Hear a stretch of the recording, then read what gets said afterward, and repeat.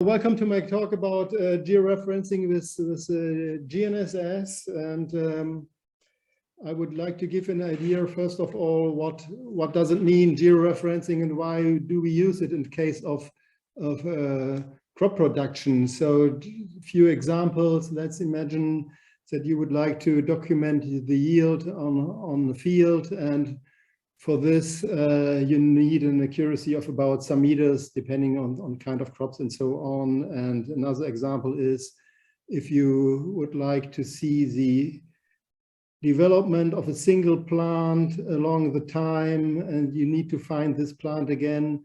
So you visit this plant on day one and probably on day 5 again, and automatically by a robot or so, then it's necessary to find this plant again. So the required accuracy is about some decimeters. Or the third example, let's imagine you have an infected spot on a leaf, and you would like to see how these infection evolves. So find the spot again, or you would like to treat the spot by a spot application, make a deposition of a single droplet layer there on the spot. A couple of days later, then you need to find the spot again, and then the required accuracy is about some centimeters or so. So the task is always the same. You need a relation along the time towards a reference system, let's call it like that. And how we do this? We do this usually so that we are introducing a coordinate system. In this case, it's called XYZ, can be another one as well. And we need the position of the single plant or of a moving object or so in relation to this well-defined coordinate system. There are several objects for this coordinate system. Some of them are Earth-centered and related to the pole and the rotational axis of the Earth or to the equator. And some of them may be related to the field borders or whatever you like. And these we call georeferencing, meaning the relation of an object to a coordinate system, to a well-defined coordinate system. There are several opportunities to make this relation. I will talk today about using GNSS for this. GNSS means Global Navigation Satellite System, and systems, and the S at the end is important. Systems, the main systems are these 4 mentioned here: GPS from the United States, GLONASS from Russia, Galileo from the European Union, and Beidou from China. And they're working, these 4 systems, quite similar. They all consist of a number of satellites traveling around the Earth. The height is roughly 20,000 kilometers above the Earth, and the frequencies they are using is very similar, and the configuration is very similar. So in course of this talk, I will focus only on GPS because this was the first one, but the other ones are very similar to this as well. So, and just to give an impression, what does it mean? How many satellites are available? This is a screenshot a couple of days ago from the 11th of May from the rooftop of my institute. And you can see here that from these 4 different systems, you have here a number of satellites visible, more than 30 in total. So each of them, so between 7, 8, 9, 10 or so. These are this available satellites. And how does this principle work in general? And first of all, let me thank Lasse Klingbeil, who helped me with some slides, and I explain how this main principle is working. So the idea is that we know the position of the satellites. The coordinates of the satellites are known with respect to the coordinate system. And then we will measure the distance between the satellite and the antenna. The antenna is somewhere on the Earth. This is the kind of measurement. It's a single way. The satellite is emitting some signals, and these signals are used for measuring the distance. If we have this distance, we can calculate with help of this distance position of the antenna. And then after, in the fourth step, we have to transform the coordinates of the antenna in our used coordinates. This is always the case, but because the satellites have a certain coordinate system, and usually you are using another one, so you have to transform these coordinates. So, and I will go through these four steps with you together and explain how this works. So first step, satellites' coordinates are known. So the satellites are flying around the Earth, in case of GPS, a little bit more than 24, and they have a certain configuration, 6 orbital planes, and each of them 4 satellites, and the height is roughly 20,000 kilometers above the Earth's surface, and it takes the satellite half a day to travel around these orbit. And how can the position of the satellite be calculated? Here, Kepler's laws are important. An astronomer, Johannes Kepler, lived a couple of centuries ago, and doesn't matter how these, there are 3 rules, 3 laws important. It's not necessary to write these equations here down. The only thing you need to know is that you need some Kepler elements, and with the help of these Kepler elements, you can calculate the coordinates of the satellite. So there are only 3 equations required, and then you have to some additional ones, but this is no problem. This is well known since centuries, and it's implemented in your receiver as well, so you don't have to care about this. The receiver can calculate this for you, and the Kepler elements are coming directly from the satellite and transmitted via the signal. I will come to this later. So yes, let's assume that we know where each satellite is at each point of time. Then the next step is to measure the distance. This is the key part of the georeferencing with GNSS. So how does it work? And let's tell you first what the satellite is telling us. So the satellite is transmitting a signal, and the signal consists of a carrier. This is in the above. A couple of weeks ago, Uwe Rascher explained nicely this different wavelengths of different signals, and in this case, the satellite is using microwaves, and the wavelength is roughly 20 centimeters, or 19 respectively 24. And the advantage is that these microwaves can go through the clouds as well, so direct connection from the satellite to the antenna independently from current weather situation. So, and this is used as a carrier, and on this carrier is modulated some signal, and these signals are 2 coming. The lower part is the data about the satellite clocks and these Kepler elements and so on. Then you can derive the position at each point of time out of these data. And the middle part is the important part for the distance measurement. It's called code. And this is a sequence of zeros and ones, and it looks random. In fact, it is random, but it is known. Therefore, it's called pseudo-random noise.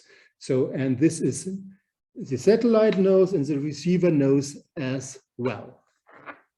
So, and how does it work? So the satellite is transmitting these code, and because the receiver knows these codes, the receiver is creating the same code as well. And then there's a mathematical procedure called correlation, and then this works within the receiver, and the receiver correlates these 2 signals, and as a result, there is a time shift between these 2 signals, and this time shift corresponds to the time the signal traveled from the satellite to the antenna, so-called transit time. Here, the transit time tau, right? And this is the result of the correlation process within the receiver. This is explained here. The satellite is transmitting the signal, and this is the received signal, and the receiver generated signal, and the receiver tries to make the incoming signal and the generated signal as similar as possible, and so the result is a time shift.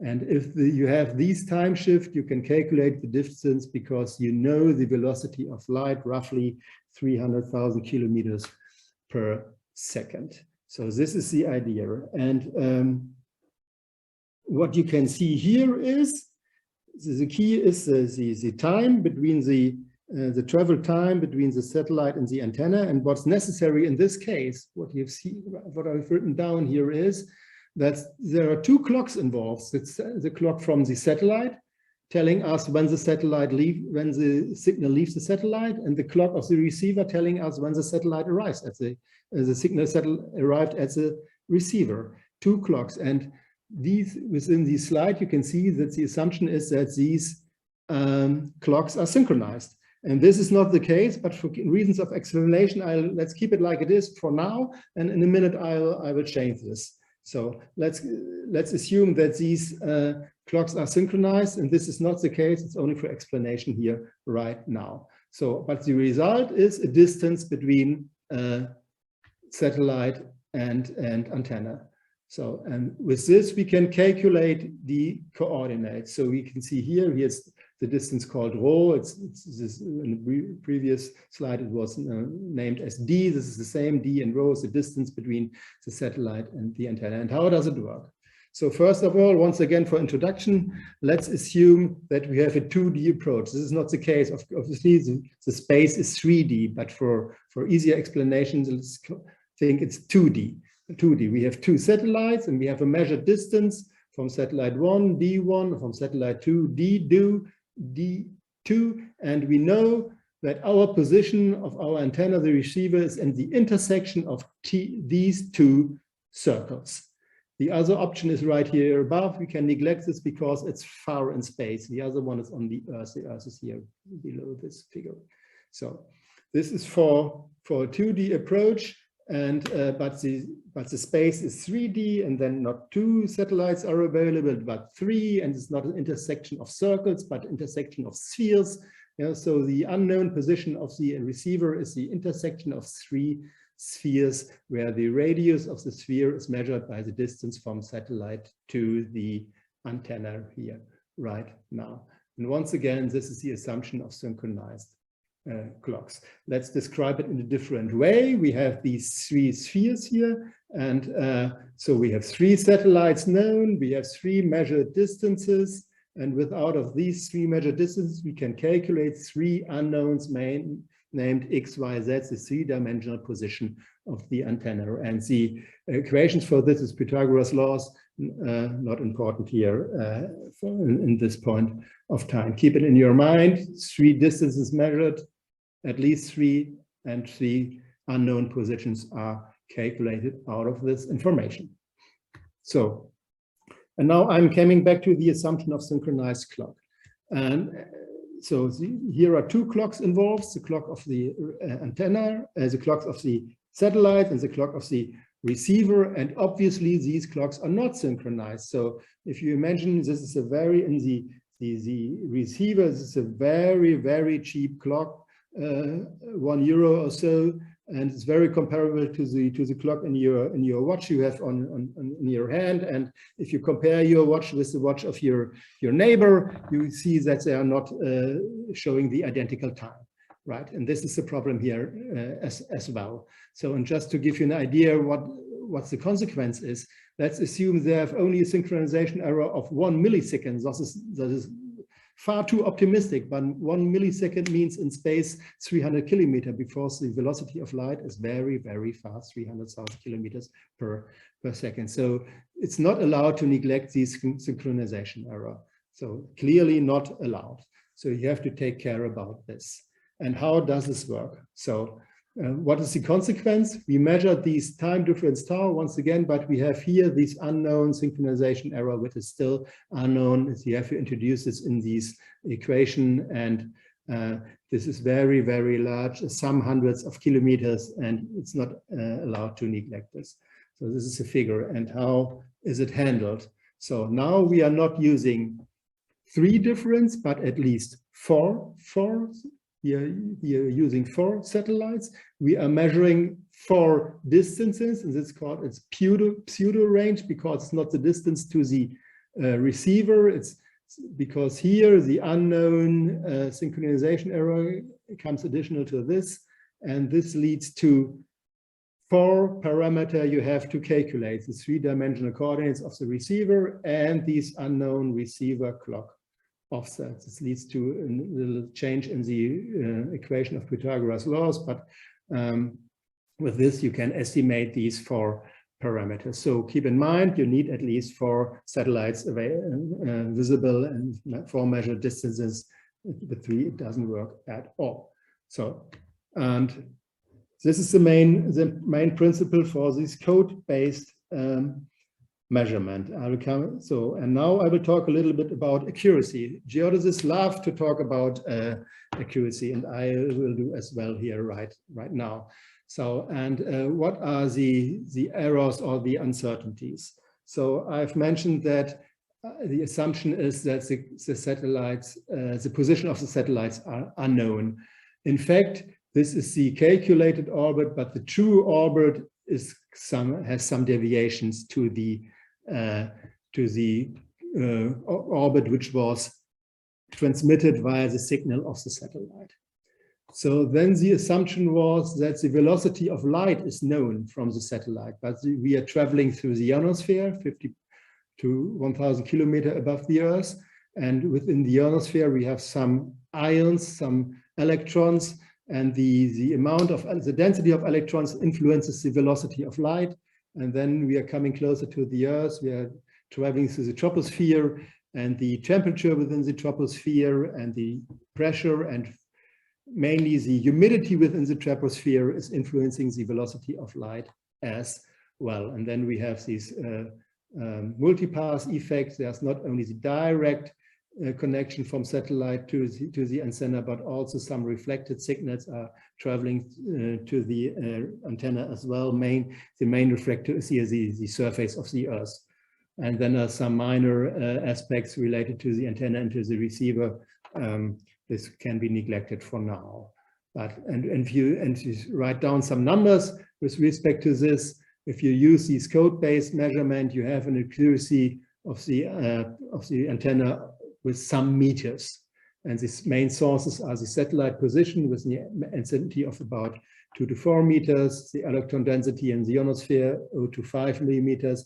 This is also it's already reduced by some models. We know roughly the electron density in the ionosphere is influenced mainly by the sun. So it's in 12 o'clock at noon, it's more than in the night and so on. And in summer, it's more than in winter and so on. So, and this is known, but the remaining signal is some meters.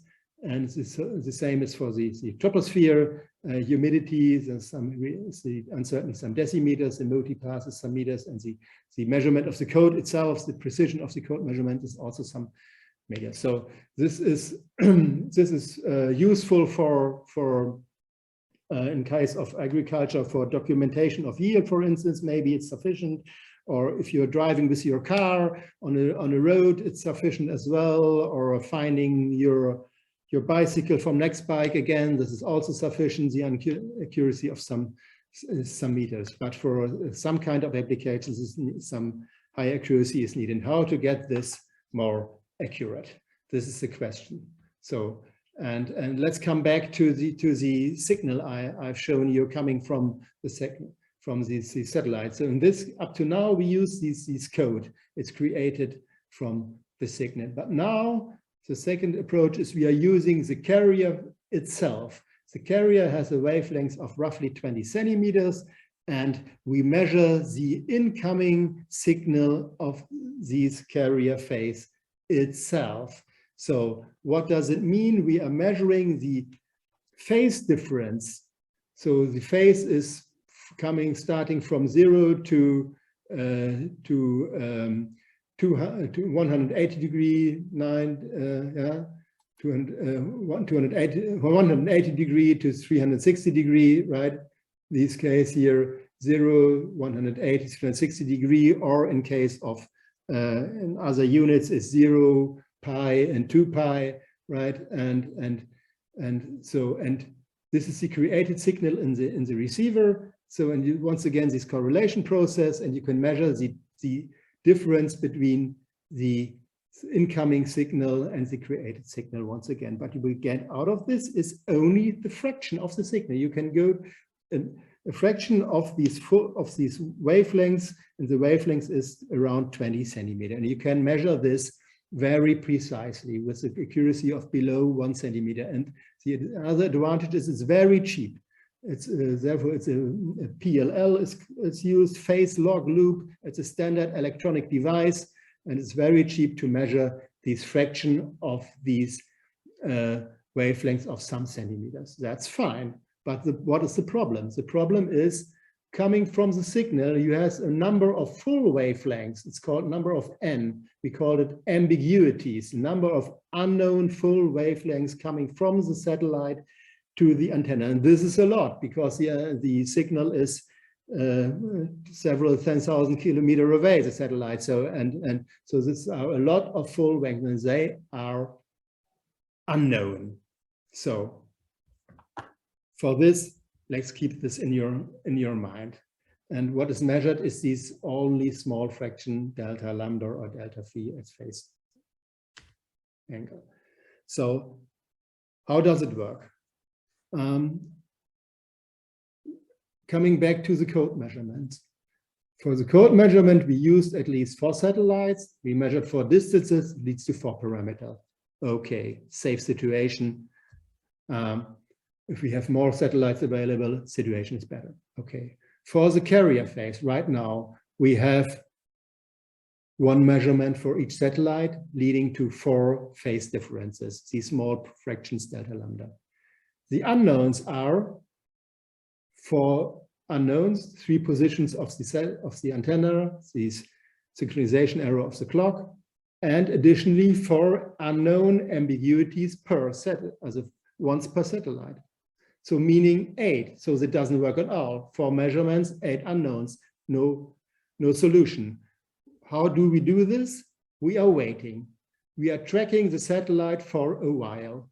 And during this tracking, we are measuring all the incoming signals and measuring constantly the changing of the phase angle of this delta lambda. So that means the N, the number of unknown ambiguities, remains constant.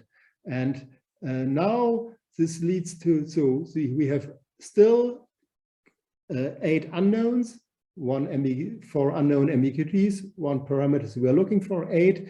And so if we have not only 1 measurement, but 2 points of time, 3, 4, 5, 6, 7, 8, a lot of points in time, we measure the phase angle, and then we not have only 4, but 4 times the number of measurements we do in this while here I mentioned. So, and this then leads to an estimation problem. It's a little bit tricky because of the condition of the estimation problem and so on. And this, I could explain it for 2 hours only about this estimation problem. It's not the best estimation problem in the world, but it's solvable and so on. And the good news is this is usually done in the receivers. In commercially available receivers, it's done for you. But you have to wait for some time. I will come to this later, what time means. So this was question 1, how to determine these kind of ambiguities. The answer is wait for some time. And the question 2 is, what about the accuracy? What we have changed right now is we have to change the precision of the phase measurement. So this is not some meters as it was for code, but it's for some millimeters, and the multipass change as well. This has something to do with the wavelengths. It's now some centimeters, but the rest remains. The uncertainty of the satellite position remains some meters. The influence of the ionosphere remains some meters, and the influence of the troposphere remains as well some meters. So why does it help? I mean, we have here, this part is only millimeter, but the rest is still some millimeter. And how does this help? And here comes another approach into place, and this is differential GPS, relative positioning. So what we need now is a second receiver. We call this base station or master station or reference station. And for this station, we know the coordinates. And we have, I will explain in a minute, that we have these stations available. Let's assume we have a station available. Here's an antenna as well. The antenna receives a signal from the satellite as well, and the coordinates of this station is known. So now we measure the signal from the satellite to this station and to our station we are looking for. We call this usually rover. This is the position we are looking for. And what you can see here is, let's assume, let's have a look on this triangle. So let's assume the base station is not too far away, some kilometers or so. And this are here some 10,000s of kilometers. So this is a very, very narrow triangle. And this means that the signal of the to this master station, signal to the rover is traveling through the same part of the ionosphere and traveling to the same part of the troposphere and using the same satellite. So if you are calculating the difference between these two differences, then you get rid of these errors coming from the signal, from the ionosphere and from the troposphere. And you can do it in two ways. You can first collect all these data, or you can do it in real time as well. Then you need an online communication from your master station to your rover. So, and what does it mean? And to sum up, if you were looking for centimeter accuracy or better, we need carrier phase observation. You can't do this with code. You need a station with known coordinates called reference station, master station, base station. You have to determine the ambiguities, and you need some observation time. So, and how long do you need? And how long do you need depends mainly on the distance to the reference station. And let's assume you have the reference station is only a few kilometers away, then it takes some seconds. And let's assume these reference stations some 1,000 kilometers away, then it takes some hours.